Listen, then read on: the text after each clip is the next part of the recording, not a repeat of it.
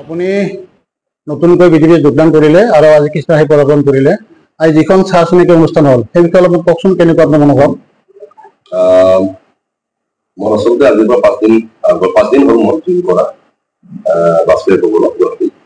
তাৰপিছত মই জইন কৰি পেলাই এটা মানে নিজকে হেৰি লৈ কৰি লৈছোঁ। মই আমাৰ দুধনৈ সমষ্টি, তাৰপিছত আমাৰ পূব সমষ্টি, পশ্চিম সমষ্টি, তিনিটা সমষ্টিত যি আমাৰ মণ্ডল আছে, সেই মণ্ডলৰ কাৰ্যকৰ্তাসকল বা সভাপতি সম্পাদক যিসকল আছে, তেখেতসকলৰ এটা চাহ চিনাকি হোৱাৰ এটা মোৰ হেৰি আছিলে, সপোন আছিলে।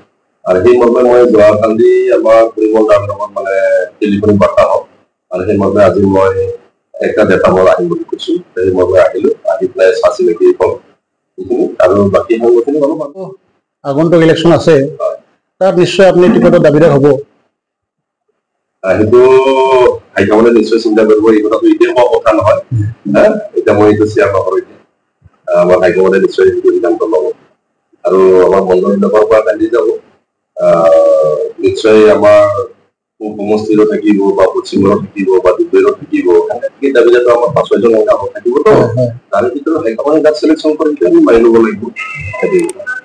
আজি যিখন আপোনালোকৰ চাহ চিনাকি অনুষ্ঠান হ'ল, কওকচোন কি উদ্দেশ্যৰে বহিছে আপোনালোকে? আজি আমাৰ দুধনৈ সমষ্টিৰ প্ৰাক্তন বিধায়ক দীপক কুমাৰ ৰাভা ডাঙৰীয়া আজি আমাৰ মাজত আমাৰ হাবৰাঘাট মণ্ডলত পদাৰ্পণ কৰিলে।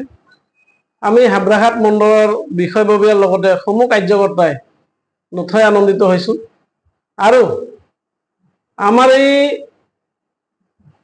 2016 পৰা 21লৈকে যি কাম হৈছিল, 21ৰ পিছত কামটো স্থগিত থকা যেন পাইছোঁ। আৰু এতিয়া আমাৰ সন্মানীয় প্ৰাক্তন বিধায়ক দীপক কুমাৰ ৰাভাদেৱ আমাৰ মাজত আহি উপস্থিত হৈছে। বিজেপিত জইন কৰাৰ পিছত আমাৰ মনতো এনে ধৰণৰ ধাৰণা হৈছে যে যি 21ৰ পিছত স্থগিত থকা কামখিনি আকৌ যেন ধুমধামেৰে আৰম্ভ হ'ব বুলি এটা ধাৰণা অনুভৱ হৈছে। হাবৰাঘাট মণ্ডলত আহি উপস্থিত হোৱাৰ কাৰণে মণ্ডল বিষয়ববীয়াৰ লগতে সমূহ কাৰ্যকৰ্তাৰ জৰিয়তে তেখেতক বহুত বহুত ধন্যবাদ জনাইছোঁ, আৰু ভগৱানৰ ওচৰত প্ৰাৰ্থনা জনাইছোঁ যে তেখেতে আগৰ দৰে আকৌ কাম কৰিবলৈ সক্ষম হয় আৰু সুযোগ পায়। মই তেনেকুৱা বিলাক দেখা নাই, আৰু সঁচাকৈ বিধায়কে হয়তো আমাৰ টিকেট নোপোৱাৰ কাৰণে বিধায়কে কি আছে সেইটো আমি নকওঁ, কিন্তু বিশেষকৈ কাৰ্যকৰ্তাখিনি আমি হয়তো অভিভাৱক দিন হোৱাৰ নিচিনা আমি উপলব্ধি কৰিছোঁ।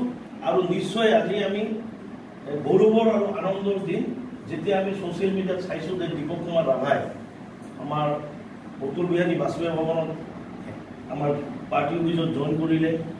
আমাৰ ৰাজ্যিক সন্মানীয় সভাপতি ভৱেশ কুমাৰ ডাঙৰীয়া